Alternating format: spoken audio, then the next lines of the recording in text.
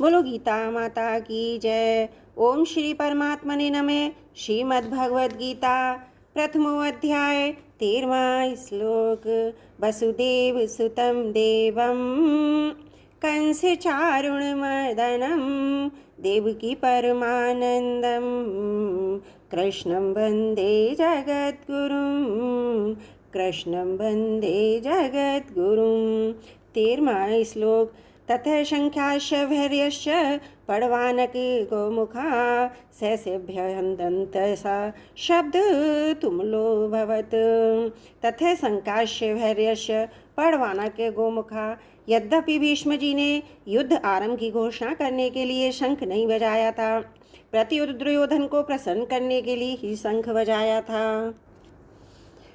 तथापि कौरव सेना ने भीष्म जी के शंख वादन को युद्ध की घोषणा ही समझा। अतः भीष्म जी के शंख बजाने पर कौरव सेना के शंख आदि सब बाजे एक साथ बज उठे। शंख समुद्र से उत्पन्न होते हैं। ये ठाकुर जी की सेवा पूजा में रखे जाते हैं और आरती उतारने के आदि के काम में आते हैं। मांगलिक कार्यों में तथा युद्ध के आरंभ में ये मुख से फूंक देकर बजाए जाते हैं।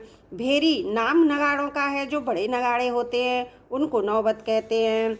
ये नगाड़े लोहे के बने हुए हैं और भैंसे के चमड़े से मड़े हुए होते हैं तथा लकड़ी के डंडे से बजाए जाते हैं। ये मंदिरों में एवं राजाओं के किलों में रखे जाते हैं। उत्सव और मांगलिक कार्यों में विशेषता से बजाए जाते हैं। राजाओं के यहाँ ये रोज बजाए जाते हैं। पड़व नाम ढोल का है। ये लोहे के तथा लकड़ी के बने हुए बकरे के चमड़े से मड़े हुए होते हैं तथा हाथ से तथा लकड़ी के डंडे से बजाए जाते हैं। ये आकार में ढोलकी की तरह होने पर भी ढोलकी से बड़े होते हैं। कार्य के आरंभ में पड़वों को बजाना गणेश जी के पूजन के समान मांगलिक माना जाता है। आनक नामक मृदंग है। इनको पखावज भी कहते हैं। आकार में ये लकड़ी की बनाई हुई ढोलकी के समान होते हैं। ये मिट्टी के बने हुए और चमड़े से मड़े हुए होते हैं तथा हाथ से बजाए जाते हैं। गोमुख नाम नरसिंह का है। ये आकार में सांप की तरह टेढ़े होते हैं और इनका मुख गाय की तरह होता है। ये मुख की फूंक से बजाए जाते हैं। सहसे भाव्य नृत्य।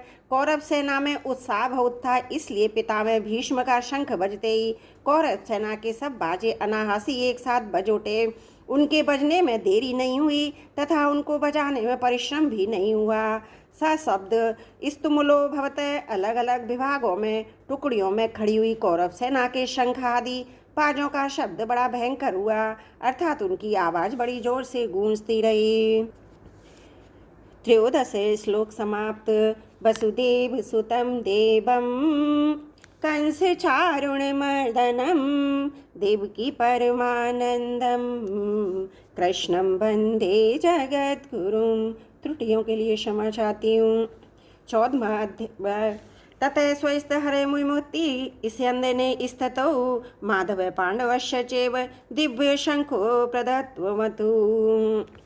ततः शयते हरे युक्ते चित्ररथ गंधर्व ने अर्जुन को 100 दिव्य घोड़े दिए थे। उन घोड़ों में ये विशेषता थी कि इनमें से युद्ध में कितने ही घोड़े क्यों ना मारे जाएं, पर ये संख्या में 100 के 100 ही बने रहते थे, कम नहीं होते थे। ये पृथ्वी स्वर्ग और सभी स्थानों में जा सकते थे। इन्हीं 100 घोड़ों में से सुंदर और सुसज्जित 4 सफ़ेद घोड़े अर्जुन के रथ में जुटे हुए थे। महती इससे अंदर स्थितौ यज्ञों में आहुति रूप से दिए गए घी को खाते खाते अग्नि को अजीर्ण हो गया था, इसलिए अग्निदेव खांडव वन की विलक्षण विलक्षण जड़ी बूटियाँ खाकर जलाकर अपना अजीर्ण दूर करना चाहते थे, परंतु देवताओं के द्वारा खांडव वन की रक्षा की जाने के कारण अग्निदेव अपने कार्य में सफल नहीं हो पाते थे। वे जब जब खांडव वन को जलाते तब तब इंद्र वर्षा करके उनको अग्नि को बुझा देते। अंत में अर्जुन की सहायता से अग्नि ने उस पूरे वन को जलाकर अपना अजीर्ण दूर कर प्रसन्न होकर अर्जुन को ये बहुत बड़ा रथ दिया। 9 बैलगाड़ियों में जितने अस्त्र शस्त्र आ सकते थे उतने अस्त्र शस्त्र इस रथ में पड़े हुए रहते थे। 9 बैलगाड़ियों में जितने अस्त्र शस्त्र आ सकते थे उतने अस्त्र शस्त्र इस रथ में पड़े रहते थे। ये सोने से मढ़ा हुआ था, तेजों में था। इसके पहिए बड़े ही बड़े, सुदृढ़ और विशाल थे। इसकी ध्वजा बिजली के समान चमकती थी। ये दुछा 1 योजन 4 कोस तक फहरा करती थी। इतनी लंबी होने पर भी इसमें ना तो बोझ था, ना कहीं रुकती थी और ना कहीं वृक्ष आदि में अटकती थी। इस ध्वजा पर हनुमान जी विराजमान थे। स्तुतौ कहने का तात्पर्य है कि उस सुंदर और तेजोमय रथ पर साक्षात भगवान श्री कृष्ण और उनके प्यारे भक्त अर्जुन के विराजमान होने से उस रथ की शोभा तेज बहुत ज़्यादा बढ़ गया था। माधव पांडवश्चैव, माँ नाम लक्ष्मी का है और धव नाम पति का है, अतः माधव नाम लक्ष्मीपति का है। यहाँ पांडव नाम अर्जुन का है क्योंकि अर्जुन सभी पांडवों में मुख्य हैं। पांडवा नाम धनंजय, अर्जुन नर के और श्री कृष्ण नारायण के अवतार थे। महाभारत के प्रत्येक पर्व के आरंभ में नर अर्जुन और नारायण भगवान श्री कृष्ण को नमस्कार किया गया है। नारायणयम नमस्कृतम नरम चैव नरोत्तमम। इस दृष्टि से पांडव सेना में भगवान श्री कृष्ण और अर्जुन ये दोनों मुख्य थे। संजय ने भी गीता के अंत में कहा है कि जहाँ योगेश्वर भगवान श्री कृष्ण, गांडीव धनुषधारी अर्जुन रहेंगे, वहीं पर श्री विजय विभूति और अटल नीति रहेगी। दिव्यो शंखो प्रदत्व मत हुआ। भगवान श्री कृष्ण और अर्जुन के हाथों में जो शंख थे वे तेजों में अलौकिक थे। उन शंखों को उन्होंने बड़े जोर से बजाया। यहाँ शंका हो सकती है कि कौरव पक्ष में मुख्य सेनापति पितामह भीष्म हैं, इसलिए उनका सबसे पहले शंख बजाना ठीक ही है।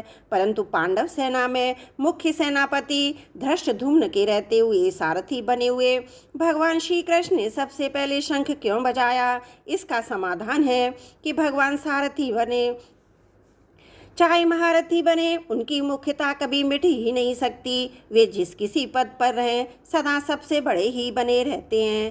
कारण है कि अच्युत हैं, कभी च्युत होते ही नहीं। पांडव सेना में भगवान श्री कृष्ण ही मुख्य थे और वे ही सबका संचालन करते थे। जब वे बाल्यावस्था में थे उस समय भी नंद उपनंद आदि उनकी बातें मानते थे।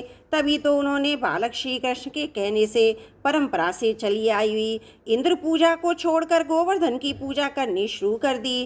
तात्पर्य कि भगवान जिस किसी अवस्था में, जिस किसी स्थान पर, जहाँ कहीं भी रहते हैं वहाँ वे मुख्य ही रहते हैं। इसलिए भगवान ने पांडव सेना में सबसे पहले शंख बजाया।